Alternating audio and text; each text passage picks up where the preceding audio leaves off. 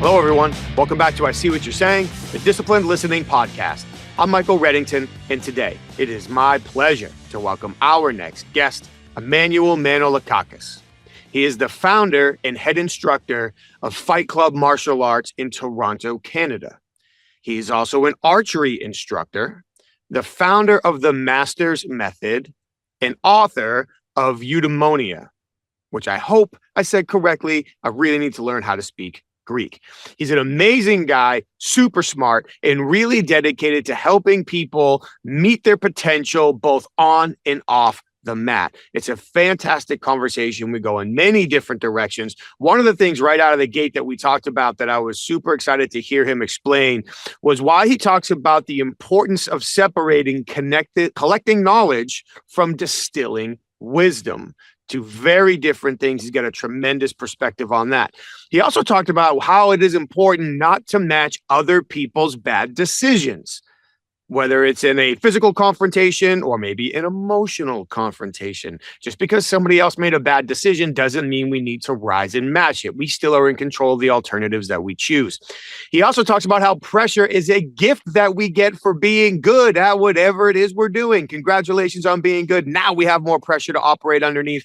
And he also talks about the difference between happiness and fulfillment. It's a wonderful conversation. I'm excited you're here to learn from him today. Thank you for spending your time with us. While you're here, please just take a quick minute, share the show, subscribe to the show. Please like it. Leave us your feedback. We would love to hear more from you. And while you're online today, take a quick moment just to check out our sponsors. Head over to humantel.com and enter the code INQUASIVE25 for 25% off their best-in-class training to learn how to identify when people's emotions are likely changing based on recognizing shifts in their body language and facial expressions. I've done it myself. I highly recommend it over at humantel.com. For the professional interviewers, please head over to certifiedinterviewer.com. That's where you can get all your questions answered about both the International Association of Interviewers and the Certified Forensic Interviewer designation. Everything you need to know is right there at certifiedinterviewer.com. And finally, while you're online, please head over to inquasive.com. And that's where you can learn more about the programs that our clients ask us to custom facilitate for their senior leaders, sales teams, HR teams, and more to teach them how to unlock the everyday confessions hiding in all of their high-impact conversations. We really appreciate you being here for another week. Thank you so much. So now, without further ado, we introduce to you Emmanuel Manolakakis. Good morning, Emmanuel. It is great to meet you. How are you today? Hey, good morning. Nice to be here. Great. Wonderful. Thank you. I really appreciate it. Joining us from Toronto, Canada today after just coming back from a month in Europe. So thank you for taking the time for the conversation. When I was doing my prep work for this conversation, I'm going to set the record for using the word conversation to open up an episode. I think we might have already hit it. But as I was getting ready, not only was I really fascinated with your martial arts journey and background, but even more so how you apply that to honestly teaching people how to live better lives, whether that is personally with their families and businesses, whatever role that they have. And I'm always fascinated by people who have attained some level of expertise and they have the patience to teach that to people in a way that really resonates and matters who don't have that level of expertise, because that disconnect can be really frustrating for people. And one of the things that really, really grabbed my attention when I was getting ready to talk with you today was a line you had, something, and please correct me when I no doubt mess this up, but stop collecting knowledge and start distilling wisdom. That stopped me in my tracks when I read it. And I'd love to start by asking you to please dive into that further and explain to us what you mean. So, first of all, thank you for being on here. I'll do my best to kind of sum up the way I come to conclusion to stuff. I'm one of those person that I have access to a ton of information. And then I also have the time to actually practice this stuff. And so I've got that unique collection of knowing and doing. So I've been training in martial arts. I've been a competitive athlete for as long as I could remember. I started working out in I started my martial art journey in 1985. So that kind of puts it into perspective, right? And I just started because I was like hitting high school, and I'm 5'8", 180 pounds, but there were huge guys in my high school, man. It was big, and I'm like, I better learn how to defend myself, and I better hit the weight room because people are pretty big here. And I started working out in 1985, and I've never stopped. I have been an athlete and a martial artist since then. And I've done a lot of different things. And the idea of, like you alluded to, people always collecting knowledge. Um, but really what you want is wisdom. And so there's that old saying, I don't know who said it, but boy, it was good. It goes, um, knowledge is knowing that a tomato is a fruit, and wisdom is knowing not to put it in a fruit salad. Right? It's like it's it's like that. Like, see, like a lot of people collect all this great amount of knowledge, martial arts, sports. Like you see these guys endlessly practice, but then they under game situation, things are different. Okay. I played American football for a while in high school, and you watched our punter and our field goal kicker. He's kicking 50-yard field goals in high school. It was great. But in a game, 30 yards was this hard. Like, well, what's the difference, right? And martial arts is the same. We perform one way in practice. We collect as much knowledge as we can, but the wisdom is to know what really works for you. What will you really do? Like, I'm not saying, people want to understand this, and you see this with all kinds of weapons training, guns, knives. Guys, it's not easy to plunge a knife into another person. This is terrible. It's people make it sound like it's so easy, and it's definitely not. And so knowing what you would honestly do. So though many times I tell martial artists, I go, guys made a bad decision with a weapon, let's say. Well, what decision will you make? Right? And if you've never practiced on how to use a weapon in an alternative way, like a knife is a perfect example. I mean, you don't have to stab with it. You can use the hilt, you can use the butt end of it, you can use the flat end of the knife. It's a piece of steel for, without the lethal side of it, right? If you're not practicing those things, then you're doomed to have to copy another person's decision.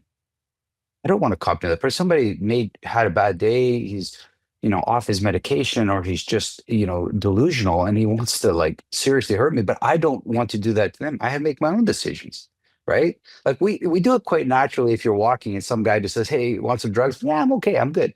Yeah, like, I'm not mad at you, but I'm good. I don't want any. You can keep going if you like. So these kind of things about knowing ourselves and having the wisdom to say, I wouldn't do that. Yeah, this is cool, but I wouldn't do that. Right. And martial arts, the fascination with, the Jean-Claude Van Damme stuff, right? The splits and all that stuff.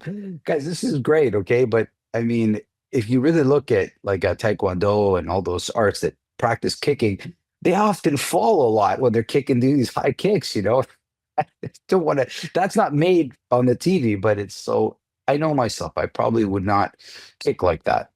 um, but am I flexible? Yeah, I'm really flexible, but I'm not kicking there. I just know myself, right? And it's vegetables are like that. I have this love hate, really. Like I know myself really well, right? I'll agree vegetables are good until they're on my plate, and then then we have a little bit. So what do?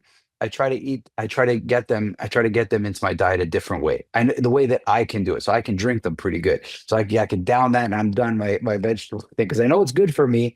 But realistically, if it's on my plate, I'll probably push it aside. That's my wisdom. I know what I'll do. So, and I see this lately with this obsession that people have with um, uh, over collecting information, and the internet has done that to us, right? So, and now we've got like even the reiterations of like ChatGPT and all this other stuff where there's just so much information, and people it's gluttony. They're really collecting all this information, but they've never practiced it to distill the wisdom from it, right? That's all. It's that wisdom that we're looking for, and all the great philosophers talked about that. But I understand it's very intoxicating or very ego. I know so much, and it feels good. But what can you do, and what's actually applicable to you is very little, right? So I think, but you could go back. Let's go back 100 years ago, and the farmers and farming culture, right? Let's say um, we didn't have access to a lot of information, really didn't, and the world we knew was just outside our farmhouse. We opened up the windows and we saw the chickens, we saw the goats and the cows and the tree, and everything was right there. That was our reality. So we didn't have much information, but what was out there, we knew it well.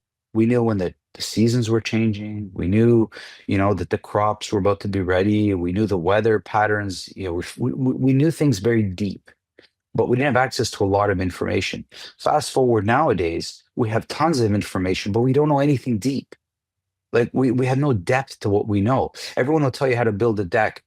Good luck doing that on YouTube. Like that's why I gotta say, like it's much harder. So we want to make sure that um, for me, when I collect a piece of knowledge that I really like I want to make sure like I'm collecting something that means something to me.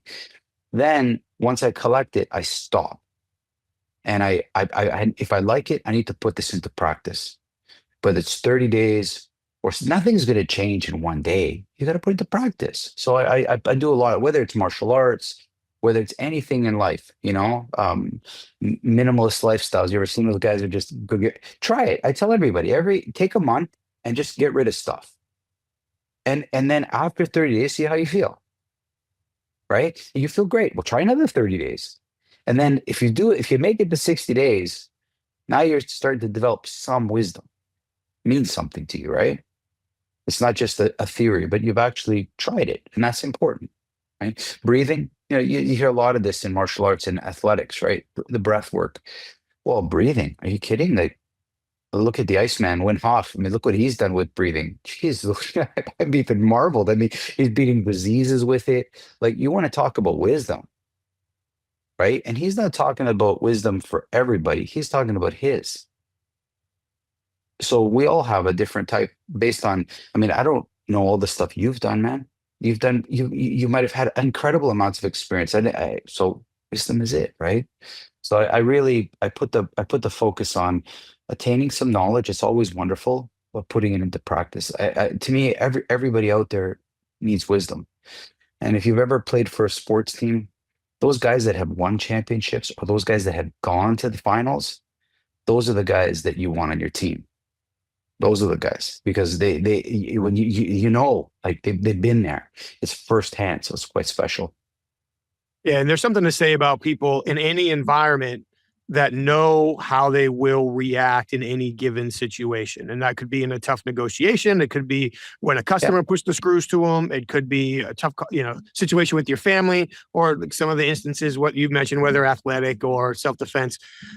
It's easy we can think how we might act in a given situation, but the unfortunate reality is we don't know until we actually are there. And when we can learn from people who have been there or associate with people who have been there, there's yeah, lots of benefits. And I feel like you made a lot of great points in there.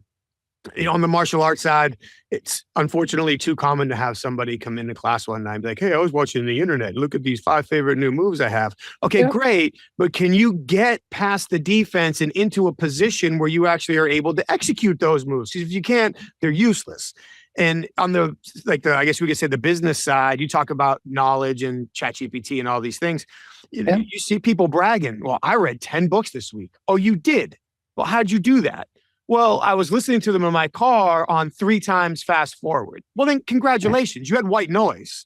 And I don't know how much of that you're actually going to remember or to your point to be able to 100%. put in practice. And that, yeah, collecting knowledge is great. I would never talk negative about that in any way, but distilling the real wisdom, finding common denominators through threads, what works for you in what situations, how do you put it into practice?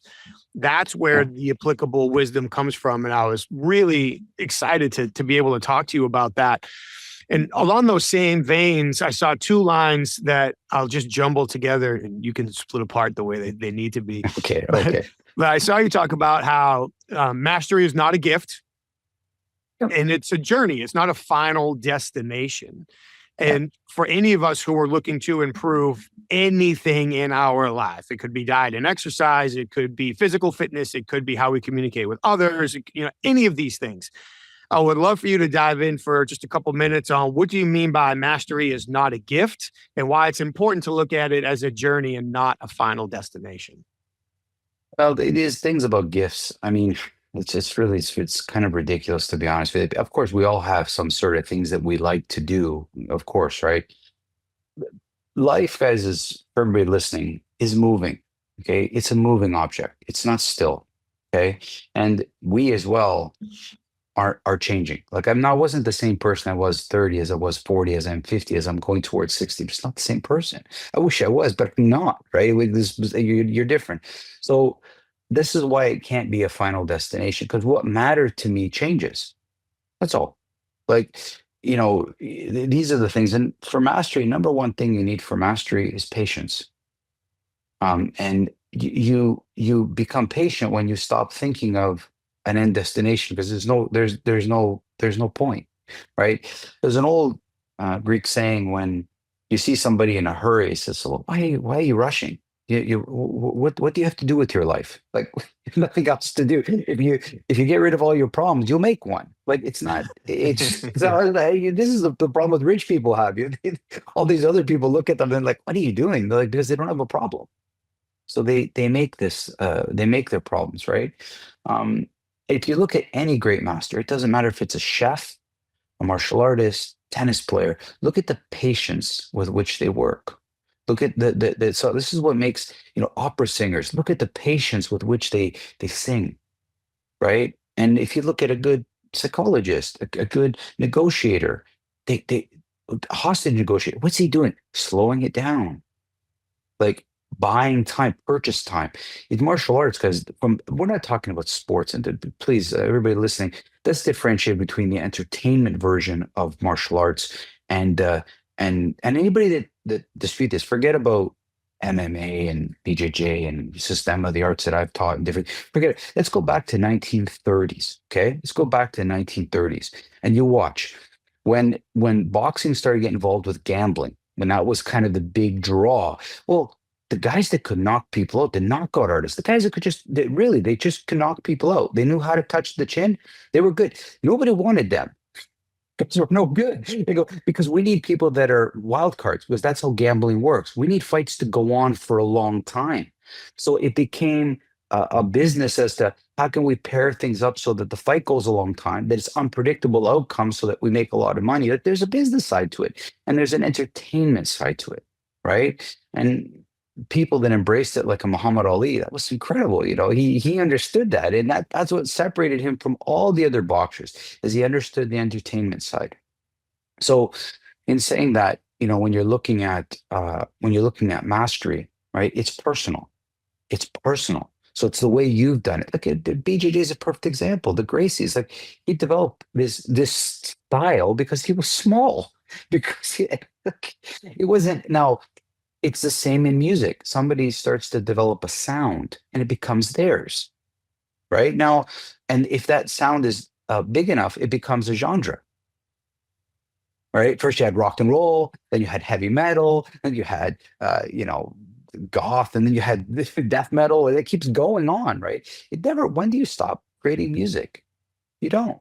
And mastery is combination of something that you do and your personal touch on it. It's the way you are. It's the way it's your voice. Like, because Johnny Cash sings country. Well, but it's Johnny Cash's voice, right? Oh, this is important to me, that all of everybody listening understand mastery is the hard part about mastery is it requires you to look at yourself, and it requires you to look inside. Now that can be like all heebie-jeebie and mumbo jumbo, or it can just be like all levels of there's the beginner, there's an intermediate, and there's the advanced. The beginner levels, of course, everybody's new. Yeah, we don't know. I'm just starting something. And then there becomes this intermediate, and I work really hard to get there. But the advanced levels, it's not harder physically, it's internal. It's, are you able to be patient? Are you creative? Can you adapt to what's happening to you? This is survival. I've trained sports athletes, military guys, business people. Like, I still remember Y2K, man. I don't know if you were dead, but I I was do. I working. remember I was watching. working at the business. I was working at the business world. I was working at a big cell phone company as a manager, and the amount of money that went into people trying to figure out, they didn't know what would happen. They were so uncertain. They were so uncomfortable. And I'm like, I've been in this situation many times, man. In life, in fights, in arguments where, man, this is going to go a lot of ways right now. And so mastery for me, especially if it won't relate to martial arts, but also business, is A master is able to put as much of his focus on what he can control or she can control and not on what they can't control. That's it. And for anybody listening, I want you, all of you guys, to look very closely at Kung Fu Panda. Yeah, I'm serious. Like, now, why I'm saying this, because this was my son's favorite movie. I didn't push him to this. This was his favorite movie. My And son loves them too. we watched that thing about a million times. So I'm bored as hell. And I'm just listening. I'm thinking, whoever made this movie distilled a lifetime of wisdom into that movie. Everything was there, the patience, the this, the that. It's the subtleties of it. So, it's that knowing yourself, that old Greek phrase of no, it's actually mistaken. You know, you've heard of know yourself. You've heard that phrase, right? Mhm. The actual translation is know for yourself. That's distinctly different than know yourself. Know for yourself. And how do you know that for yourself? Is by trying it. Yeah. Listen, I wrestled through high school. I loved wrestling. This was before BJJ ever it came to it. It was no BJJ back then. It was like you wrestled, you went to boxing, and then you might did some karate. That was what was in my area. There was nothing else. Mhm. And kung fu or something. That was it. So I wrestled. And what did I see in Olympic freestyle wrestling? A ton of injuries. People get destroyed because they didn't know, was not really too many good wrestling coaches. So if you're not taught wrestling the right way, injuries are high. It's like in America, can you imagine if you have a bad football coach? You're not teaching tackling the right way. You're going to have a ton of injuries in practice. It's never the real game, just in practice. So understanding that those kind of things are, to me, very important. So when you look at a movie like Kung Fu Panda, it's got a ton of really practical information in it about what can I control or what can I control. And that's the difference between the Sifu and the turtle, the big guy, right? The big guy was like, but you can't control that, right? But what and that is a master right there. It's he's taken the time to look inside himself. I can't control what somebody else can say, but I can control what I hear, what I'm listening for, right? Listening, people talk about this. Like, oh, listening. Everybody's got all this knowledge on listening or talking, but they're not really listening. It's listening. Like when people ask me a question, if I really care, I'll look at them and I'll repeat the question back to them. I want to make sure I heard what you said correctly. Right. And then I said, I'm going to think about what you said. I'm going to really listen to it in my head. And because I don't want to give you the convenient answer. I want to give you the right answer. The right answer is many layers down. It's not right away. Right? People, when they give you a quick answer, it's because they want to get it off their plate because they're multitasking. They're not truly, because we have this big problem in ourselves. We live such busy lives, all of us. We want to just get things off our plate. Take a second. If it's a question or a person or a situation that you really care about, take a second. I said, did I hear you right? Make sure. And then let the person, I'm going to get back to you. I just really want to make sure I get this right, because the convenient answer is no or yes, but I'm going to think about it because because it matters to me. And all of a sudden, that person that just said something is like, even they're a little taken back, right? Even they're taken back. They're not sure. So for master's journey, pack a ton of patience, right? Ask yourself, what's the rush? So if you got a black belt, or what do you think? You just, it ends like you just got nothing. It's There's no amount of sports training. There's no golfer I know. There's no tennis player I know that goes to and says, I'm winning every tournament. Why? Because they're great. There's no doubt they're great. They're hitting the right amount of balls. They're doing the right amount of things. But unfortunately, sports in life has a little bit of luck. It has a little bit of stuff that you just you Yeah. couldn't imagine, right? Just couldn't imagine. So taking that perspective is a good one for masteries, is developing a patience, and you got to build that into your life. Which is It's hard to not gonna, do. yeah. Well, or it's easy to do, or it could just be like put the plate of dinner down in front of you and just wait for 5 minutes. Right? There was a study, I believe it was in North America. It was called the Marshmallow Study. And if you remember, it was took a group of kids, they brought them into an Yes. office, and and they track those kids for many years, and the research is pretty good, man. It's like the kid that could defer a little bit longer was a little bit more successful. Like, so you can build that into your life and just say, okay, so a little bit of patience, right? And so before I eat, maybe I wait for 5 minutes, you know. Um, stuff like this is slowing things down is definitely the skill of like a Michael Jordan. You know, the game is insane. It's going, going, going. All of a sudden, free throw to win the game. Yeah. You got to bring your heart rate down. You got to clear your mind. You got to slow it down. You got to control what you can't control whether it goes in. You can only control the way you let that ball go and what you're thinking at that moment that you let the ball go. If you start to be ahead of it, that's the kiss of death.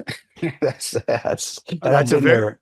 That's a very good point. And people talk a lot about being present, but also like listening and other things. They don't talk about how to do it. And if you're getting too far ahead, especially if we're not careful, our brains tend to take us down a negative road.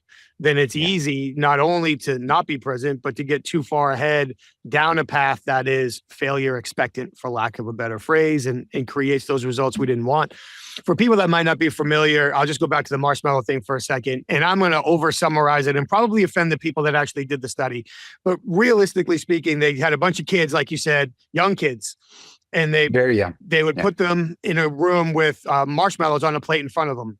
And very long story short, they were testing to see delayed gratification. And yes, they followed those kids for years after, I believe, all the way through high school, if not longer. Way past into the And years. Yeah. the kids that were able to develop delayed gratification at the earlier age, the ones who were willing to wait the longest to eat the marshmallows, consistently were more successful later in life. So that the point about that internal control, know for yourself, I love that separation there. You said so many things. I do love that focus on what you can control. One of the things that we like to say is focus on what you do have, not what you don't have. what can you control? It's hard to do. But I want to circle back to that patience thing for a minute. And I'm sure you see this when you work with people. For me, I run into this a lot. Patience is a huge piece of what we do. And if anybody asks what's the most important part of listening, patience. Is if you can't be patient to slow things down around you, and if you don't care enough about the Yeah. outcome or the relationship, then you won't listen. And all the things we teach you in whatever group 100%. we're in today, they're not going to matter.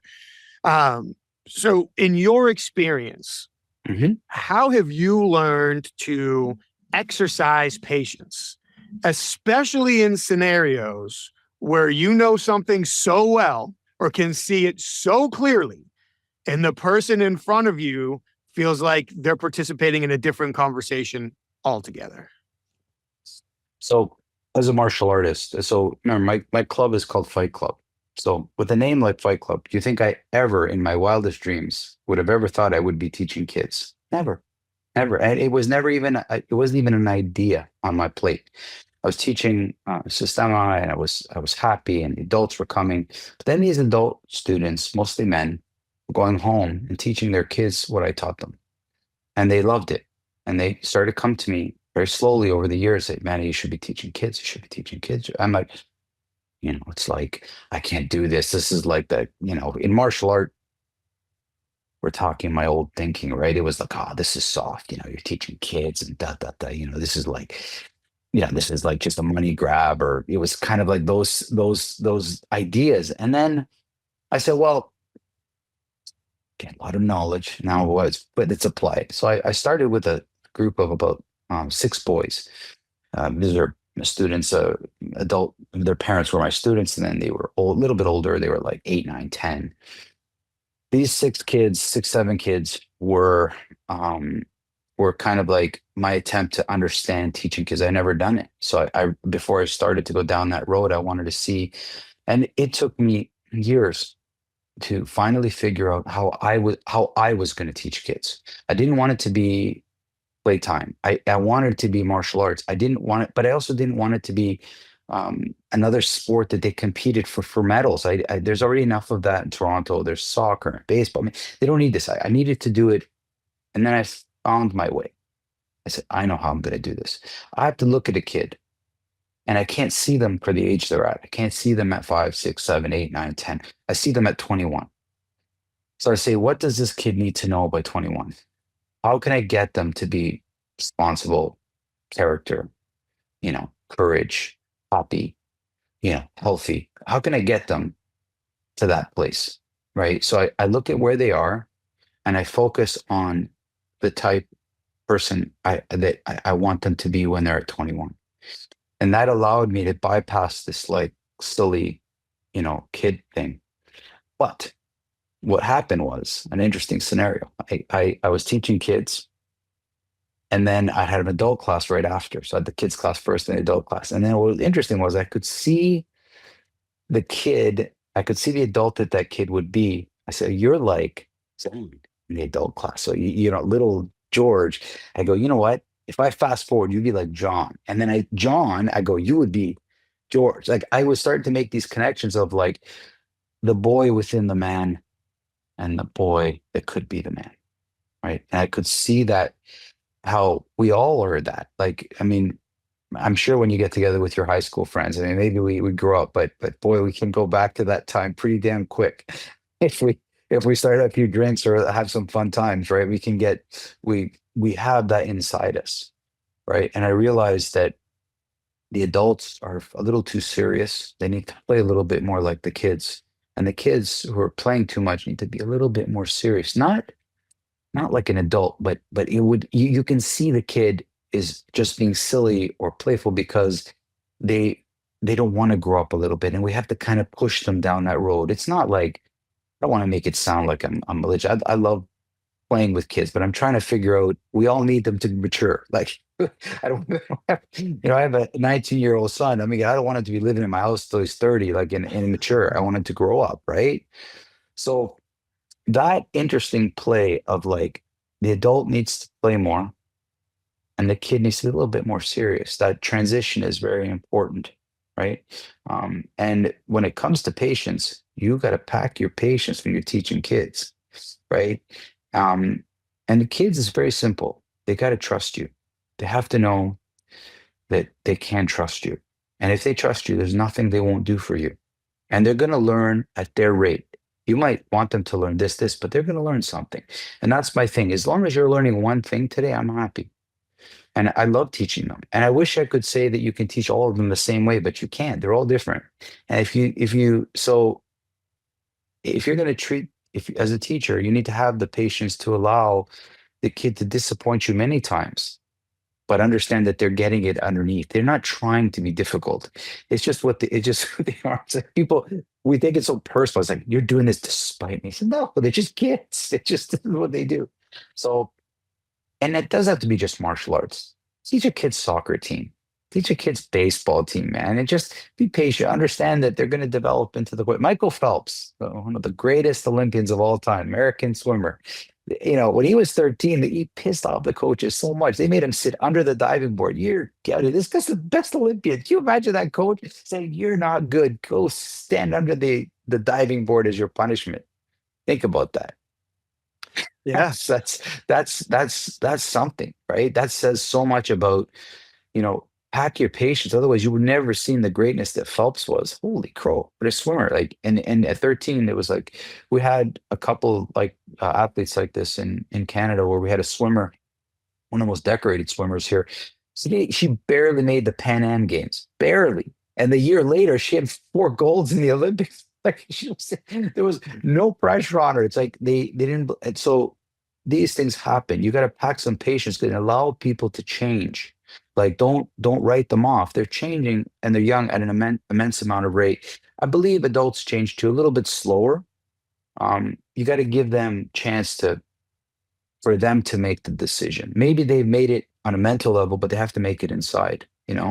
And the unfortunate reality is most people make their big decisions because they have to. So it's because the doctor told them to, right? They know they got to lose weight, or they know they're unhealthy, or they got to stop smoking, or they got to stop drinking. But it's not until the doctor says, knock, knock, knock, you got some serious problems. And now all of a sudden they make that change. Well, did you need a dilemma to do this? You didn't, but it helps, unfortunately, right? So patience, if you, that's one way. So teaching kids, right? The other thing would be the two best ways that people can incorporate it almost daily is cold immersion. I do that. Have you seen that video? So listen, I man, do it you too. go I did in, it at 5 o'clock yeah, this morning for eight and a yeah, half minutes. you go in, and it's like everything in your body says get out. But then I try to get to about 5 minutes, and that's my thing. I'm like, okay, let's go Yeah. five, and then I get out. But I know that I'm making a choice to stay here. I can control that. That's my choice. And then the same with fasting. It's like try not to, what would happen if you don't eat for 18 hours? What would happen if you didn't eat for 20 hours? What would happen if you didn't eat for a day? You need 3 weeks you can live without food. I'm not saying you have to do that, but these are ways that you can Yeah. practice, right? Push You yourself, know, test yourself. yeah, or just be patient. Like stop over stressing your system with, people. The other thing I'm realizing is I see a really common trend is people take a 9 to 5 attitude and they bring it to 5 to 9. It's not, guys. Your off time is your off time, man. Enjoy it. Stop scheduling everything. Like just enjoy your time. Like I love going fishing. I'm an avid archer. I get out into the woods. I go hiking. I do my fishing. I'm not sit there going, okay, I'm fishing from like 6 to 8, and then I'm going like, no, like if there's a lot of fish, I'm fishing longer. It's like, and I just enjoy being out in nature, and that's when you're always scheduling stuff or trying to get the most out of stuff. It works sometimes, but not all the time, right? So No. this And is what's good about being in the world and being patient. So there's many ways of incorporating that, right? Um, Building it into it. This is mindfulness training. This is the spiritual stuff. Just take a break, man. Sit down and just breathe, and yeah, of course, putting the phone down, right? yeah. Or that constant need for every free moment I have has to be occupied. Not necessary. Not No. necessary. Which sets me up for another question I saw that I wanted to ask you, but just touch back Yeah. on a few things. For the record, I only did 8.5 minutes this morning because I changed the songs I was listening to. So, like, the songs are my clock when I'm in the cold plunge. I changed the songs and didn't realize I added like 3 minutes to it. So I'm in there going, this feels a lot longer. I dry off. I go to my garage to do some push-ups. I look at the clock and I'm like, oh, well, I didn't do that right. So I did it longer by mistake this morning. Fasting I've never done. Do you remember those old Snickers commercials where like people Yeah. would be over hungry and then go crazy? That's me. So I'm a little bit worried that if I fasted for 18 hours, I'd end up with a prison sentence. But under I'm the not. right controlled circumstances, I could do it. Yeah, like and take it. Listen, believe me, it's a wonderful practice, and if you once your body starts to understand it, you'll feel an incredible amount of health benefits. It's just as much as the cold plunge. Push-ups. Here's another way you can do it with push-ups. I mean, people can do, obviously a number of push-ups, right? But try just holding the very top of a push-up. Try hold it for a minute, and then next time 2 minutes. I actually saw somebody hold a push-up for 37 minutes. I'll never forget it. I could hold a push-up for about 20. And so you try that and talk about delayed gratification. You can just drop yourself and it's over. Yeah, and Like you're you're done. sitting there holding your push-up and you're like, dum diddy dum diddy dum. Like all the thoughts go to your head, right? And then after 2 minutes, like all the old injuries are talking to you, shoulders, back, Yeah. you're getting uncomfortable. There's gratification. You just stand up, you can just lie down. But the moment you push it 30 seconds, it's incredible. Now that conversation is, I'm in control. And And that's that's the power. That is the power of it. Like you don't have to fight. A lot of martial arts train and they put themselves in a position where I have to fight. No, you don't. no. No, you don't. Fighting for a profession like a military guy or these, it's a command they got. They don't make that decision. They have to wait for the order. That's it. It's like so if they can do that, you should wait for the command from your body to say, this reason that I'm about to punch somebody has passed all the parameters of my purpose. Yes, if it's, I'm not going to punch you for a parking spot, man. I just won't do this. It's a stupid decision somebody's made. I'm not doing it. Right. So I have these filters that are working all the time that's saying, I'm in control of all decisions I make. If I punch somebody, it's because they truly deserved it. And sometimes bad things happen to bad people. I can't change that. Right? But I will not do something. I won't do something like that. I want to make sure that these are decisions. And when you're doing the cold dosing, when you're doing the fasting, when you're holding a push-up, you're having conversation with yourself. I am in control, not things out of my control. Right? So this is a powerful, powerful way of looking at it. It is. And to your point. Well, actually, a couple of things real quick. That's at least the third time I've heard you say somebody else made a bad decision. And I wish we all had the power, and I don't always have it. So believe me, I'm in a glass house gathering up some rocks. I wish we all had the power to say, I don't have to react to that. I don't have to respond to that. I don't have to be equal to that. Somebody else made a bad decision. This is my chance to make a better decision for me, my family, my career, my company, 100%. whatever it is. 100%. I don't have to respond to Yeah. somebody else's bad decision. There's genius in that statement. And also genius in there's different ways to find our locus of, or to expand our locus of control. It doesn't just have to be, I have to sit in this meeting and not run my mouth. Okay, well, that's one way to do it. Or I can go to a martial arts dojo and as a brand new student and have to suffer through all the mistakes in the learning curve and be the one that doesn't know, training with people who do know, which is like me going to Greece and trying to speak Greek. And I have no way of doing that except I wouldn't be getting punched or choked, But hopefully, they in can that speak good scenario. English. They can speak. They all speak English. Don't worry. You'll be just fine. But there's different ways in to your mastery. Maybe for you and I, the cold plunge works great, but for other people that might be a terrible idea. So it's meditating, it's fasting, it's something else.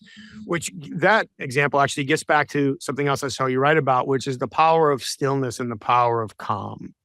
Yeah. You talk about not being the same people as we grow up. For anybody that knew me in high school, I'm a completely different being now than I was then.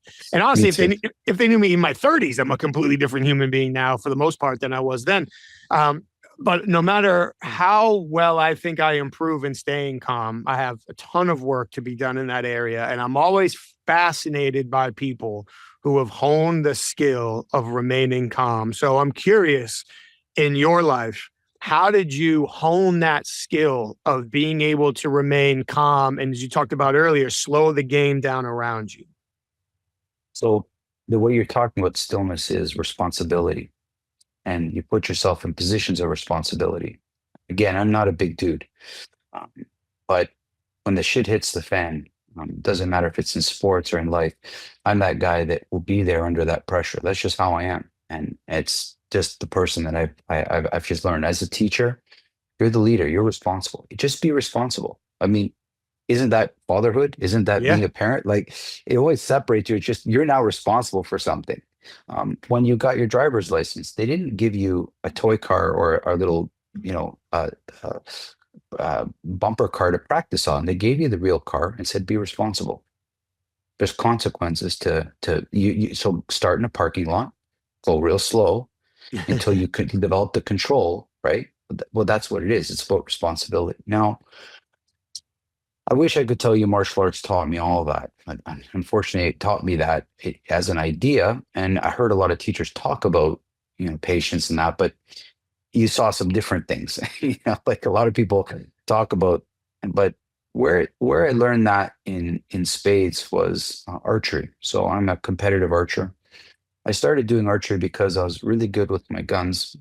I'm one of the few Canadians that will I enjoy shooting my guns. I'm not a tactical military guy. I'm a sports guy. So I've competed in pistol shotgun competitions, and I love shit. I love the sound of it. I love everything about it. Precision sports. And then I got into archery because it was another challenge. It was much more difficult, and I fell in love with the sport because it punishes tension. It punishes you if you're not present. You have to be present with it's not 60 arrows in a tournament. It's one arrow shot 60 times. And the amount of focus and the amount of mental aptitude you need to stay in that sweet spot where every time I shoot the bow, I'm not worried. I'm just trying to be as relaxed and as calm as I possibly can to let that thing go. And you realize the problem that plagues archery is anticipation. The moment you anticipate the shot, whether it's a gun or a bow, it will not go in the middle. And it's your need, it's this obsessive need we have to control the pin. So if you look at the sight of a gun, it's always moving. And the moment it stays still, which it will for whatever reason, we say, I have to shoot now. And the moment you say that, it moves. So what you have to do is let the pin float around. That's what your heart is doing. That's what you're so if you're under pressure, it's doing this, right? It's moving around a ton. But what are you doing? You're focusing on looking at the middle of the target. Right? And for those listeners now, I want you to think about driving your car. Car is one of the most dangerous things we do right now. Driving a car kills more people in North America than anything else. So, but yet we all hop in our car and we quite happily go wherever we're going, put the music on, knowing that this is the most dangerous thing we're about to do. More people die here than swimming with the sharks and the great whites in Carolina over there. And what do? The car goes a little bit to one side without even thinking, goes to the next side, without even think goes to the next side. Think of a manual transmission car, just with driving that all over Europe. Didn't think about it. Next gear, next gear, next gear, next gear. Just it's completely subconscious. What I cannot control where that pin goes. I cannot control the way somebody punches, kicks, or grabs me. I can possibly fathom what they would do, right? One of my greatest teachers was he made people either hug you or grab you, and you had to know the difference. If you're not present, you won't know the difference. You won't know the difference, right? And that says a lot. So I cannot control what somebody else will do. I cannot control where the pin moves. It's going to move as it moves. I can only control what I'm thinking and what I'm feeling at the exact time of release or pulling a trigger. Archery taught me that a lot because it punishes you when you forget about it. It's going to be a miss for sure. And I've won many tournaments regionally, provincially, nationally, and I've also lost a lot of tournaments. And every time it's like, damn it, man, 1 minute, 1 second, you just focus was gone.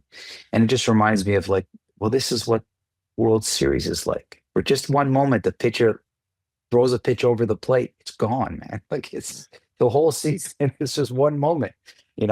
It's like that in any sport where so much is on the line for one quick moment. The 100-meter sprints, the hurdles, one small thing and it's over. And that's the nature of it. So next thing you know, Joe Carter is prancing around the bases.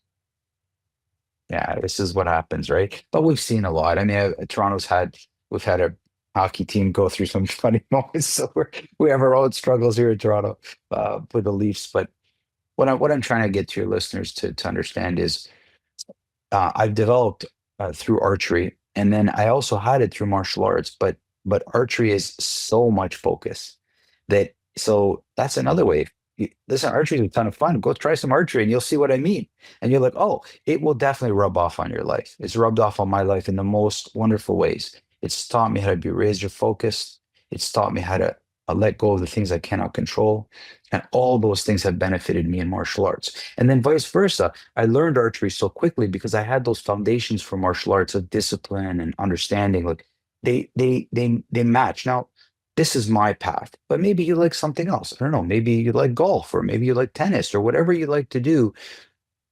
Just say to yourself, what is the highest representation of this thing? That's all. That's all I'm asking people to do is don't play in the intermediate world, right? If you can, at least once in your life, say to yourself, cooking, I don't know, art, music, try to study it at a really high level and see that what separates the intermediate from the higher level is just more patience. They're just patient. Yeah, it's a beautiful way to say it, and it's so true. Quick aside, the first hockey, I'm from New England, so I've been to any number of hockey games. Okay. Grew up a Bruins fan, but it was the first time I brought my wife to Canada. I think we went twice to Toronto together, one for a job that I was doing, one for a job that she was doing. Either way, one of the times that we went, I just happened to look at the hockey schedule, and the Bruins were playing the Leafs in Toronto. And you'll probably remember the year because they were retiring like 11 jerseys on the first night of the season. Like it might have been 8, whatever, but it was like a whole bunch of jerseys. So the very first hockey game my wife ever goes to is in Toronto. And I'm trying to explain to her, like, give her like the American equivalent. Like, this is the arena. Like we didn't just go anywhere. Like, you got to see your first hockey game at That's pretty good. The number one arena in all of hockey. Yeah. But to get back to what people probably want to hear us talk about, and not all the great times I've had in Toronto, you also have a book. And Yes. I haven't asked you at all about your book yet. And so I gave myself a 30-second lesson in Greek before getting on here with you this morning. Okay. So you're going to have to tell me how close I get to this, if I get close to this at all. So I believe the name of your book is pronounced Eudaimonia. Eudaimonia. Ah, Eudaimonia. It's well, okay. It's I was okay. in the It's ballpark. hard. Yeah. And here's where I might go 0 for 2 here, which is Greek for Yeah. something along the lines, as I qualify my statement, of like fulfillment or a well-lived life or something down that road. It's a deeper meaning than happiness. It's not just like, as we would say, I'm happy. It's much deeper, more fulfilled than that.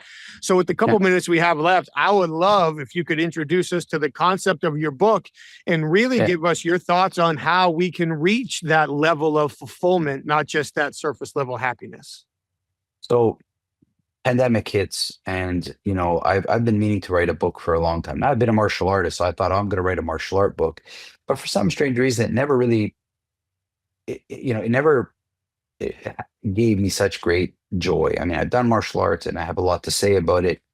But when I really looked at myself, a lot of people don't really know me.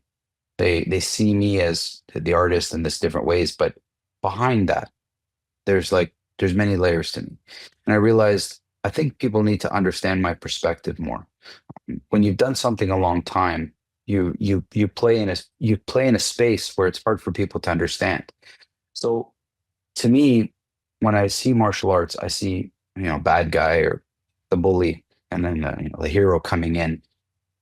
Um, the problem with that is what's an interesting play is, will the good guy make the bad guy good, or would the bad guy make the good guy bad? Like in many martial arts, we feel, you just gotta, it's gonna get ugly. This is the way it is. It's dirty, and and this becomes this intermediate level of martial arts becomes the norm, and that's not the case at all. If you look at the real warriors, the true high level warriors, the guys that were warrior poets, you would call them, they weren't angry. They didn't hate the person in front of them. They loved the people behind them. That's why they fought. For them, it was beautiful. Whether it was a sword, whatever it was, they weren't angry. They were free. They're so close to death. They realized, if I'm going to die, I'm going to dance with this thing. You know, I don't want to shuffle. I want to dance with this thing. That's the only chance you have of survival. If you can't dance with this, it won't be hard.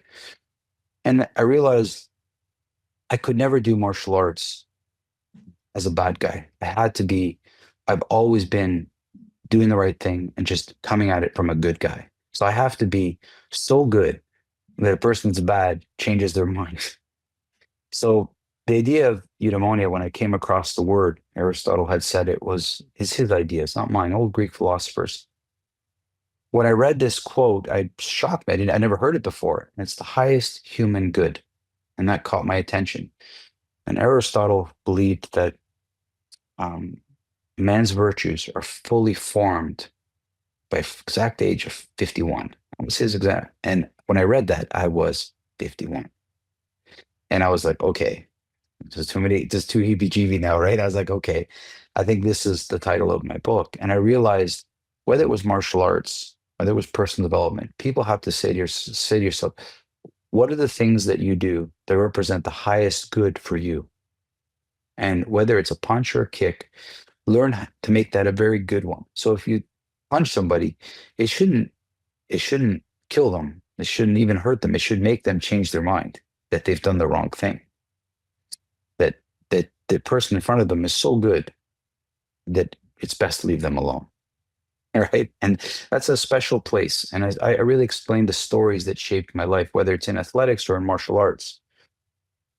Most people under pressure, they're scared. When they're scared, they're showing you their version of martial arts. I'm scared, so I'm going to show you this. But look at any high level sports team. Look at any tennis player. Look at any golfer that's playing. They're having fun out there. That's the only way you can access the highest level of yourself, is if you're happy with who you are. And happiness comes because you're doing things that are good for you, right? If you're eating good food, if you're saying good things, if you're going to good places, if you have good friends, you're probably going to be pretty good, right? And most people might listening to that might say that's not possible in martial arts. I understand it's very hard to win a Super Bowl. I get it. I get very few people are going to do that. But the pursuit is where you put it at the highest level, right? And I'm not, when I compete as an athlete or even as a person, we're all competing with ourselves. I'm not measuring myself by how, if I beat somebody, it's myself. I know when I performed my best. And if somebody else did better, I'm happy for that person. That's amazing. I mean, I know there are many times I've taken silvers and bronze and I've been so proud of myself because that was the best I could do. And then there are other times where I've won gold and it was not the best I could do. I knew it and I wasn't happy. So the highest human good is something that requires all of us to look at what we do and make sure we're representative of the highest. And what you say, what you eat, what you do, where you go, how you make somebody feel, these are important things. So it's an old Greek phrase, and I use it to whether it's I exercise, whatever I'm doing, it should have some goodness in it. That's where it comes from. It's a beautiful way to look at it. And it Yeah. also, you got a phenomenal way of continuing to revisit themes under different contexts, which I really appreciate and enjoy. And one of the themes that has reemerged throughout the conversation, whether we're talking about mastery or now this, is the pursuit is individual. So am I doing my best today? And one of the things that can be extremely unhealthy, and like there's that delicate balance. So my young son, he plays all kinds of different sports. And at his age, I'm very fortunate enough to be on the field or the mats with him for many. That'll change as he gets older. Yeah. But as he compares himself to other kids, like there's a point where that's a little bit healthy because it's like, okay, Yep. I want to attain that. But then there's a point where it's very unhealthy because now it's, well, I can't or I won't and I'm not. And you don't like, Gabe plays half a dozen different sports. And if you see a kid that plays one sport year round at the age of 7, well, there's going to be disparity. Now, by the time they get to 13, that disparity is probably going to go away.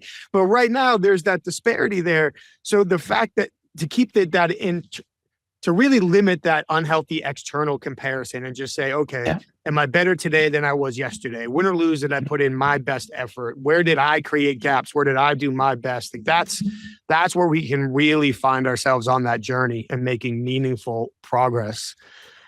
Well, you as a parent, as a parent as well, just as my kids also played high level sports, and I never coached them from the sidelines at all. I asked them if they ever want my help, I'll help them. But till then, I'm just going to enjoy watching them. I'm going to enjoy the ups and downs and the evolution.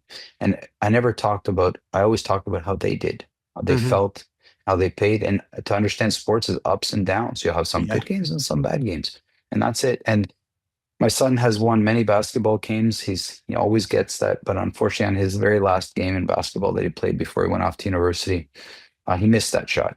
And I looked at him, I said, the coach gave you the ball because he thought you had the best chance of making. Not that you can always make it, and this is going to be like, but you took the shot. That's the most important thing in life is that you got a shot and that you had the courage enough to take the shot.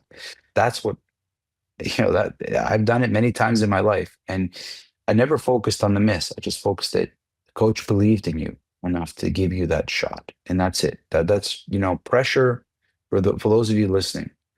Pressure, how you want to understand pressure. Pressure is neither good or bad. It has nothing to do with it. Pressure is a combination of a situation and arousal. Those are the two things that make pressure. And pressure is the gift that you get for being good. So when I make it to the finals in an archery competition, everybody's watching and they wish they had that pressure. That's the gift for being so good. You're gonna be the last one to go. You're not gonna go home early. You're gonna be there till the very end, right? That's the gift. And when you see it as an honor, it's bestowed upon you. It's not a burden. Most people see pressure as a burden. It's not a burden. Right? It's the gift for being very good at what you do. People will come to you because they know that you can get it done. That's a phenomenal way to look at it. And my son is a decade or so behind yours, but if I can at all get my son to see things that way and think of life and think of situations that way, we'll be way ahead of the game. I could keep this conversation going on for hours. I imagine you have other things to do today besides just talk to me.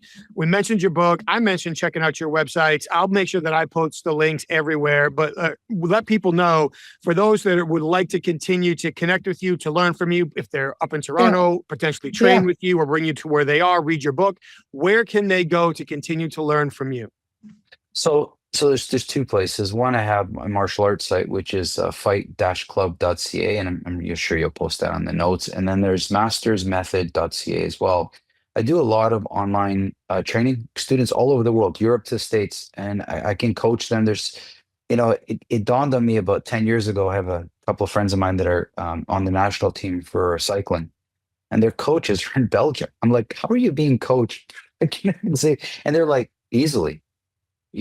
And I realized, actually, yes, it's nice to have a coach, but if you have access to somebody that can get your mind and other stuff in order, there's no one person that can do everything, right? So I realized there's actually, and I've been coaching people, you name it, martial arts, business, in all different ways, to kind of help them get to know who they are so that they can become more authentic when it comes to business, sports. This is the main thing, right? It's a voice, guys. Like, we all have a voice, and to understand what yours is it's not going to happen magically. You need a good coach. Like in athletics, we know this.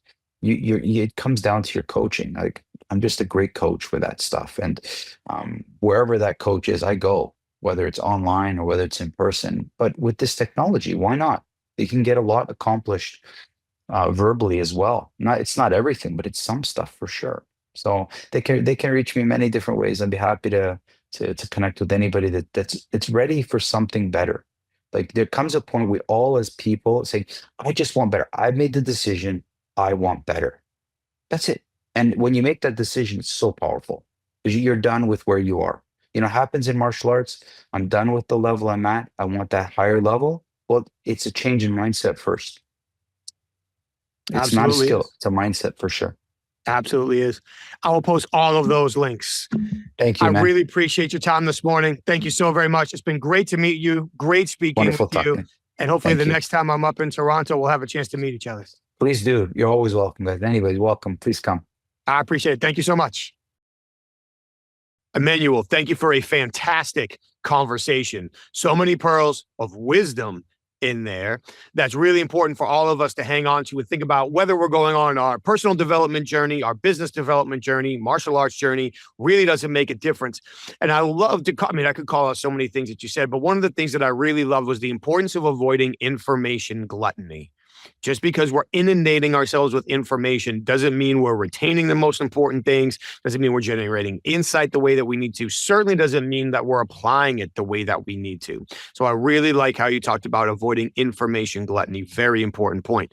As was, pack your patience, because anytime we're going through a transformational experience, it's going to take a long time to get there. And along the way, there might be more downs than ups. So pack your patience for sure.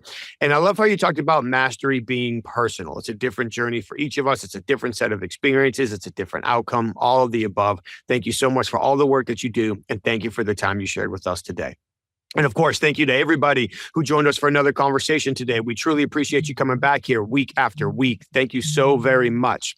While you're here, please take a quick second, like the show, share the show, please subscribe to it. Leave us your feedback. We would love to hear from you. And while you're online today, please take a quick moment to check out our sponsors. Take just a second to head over to humantel.com. That's where you can enter the code INCLUSIVE25 for 25% off their best-in-class online training to recognize when people's emotions are shifted by identifying changes in their facial expressions and nonverbal communication. For the professional interviewers, head over to certifiedinterviewer.com. Get all your questions answered about both the International Association of Interviewers and the Certified Forensic Interviewer designation. And please, before you head out today, head over to inquasive.com. And that's where you can learn more about the presentations our clients ask us to custom facilitate for their senior leaders, sales teams, HR teams, and more, to teach them how to encourage people to share sensitive information under vulnerable circumstances in the face of consequences. We appreciate you being here week after week. Thank you so very much. Stay safe, take care of each other, and we'll see you next time.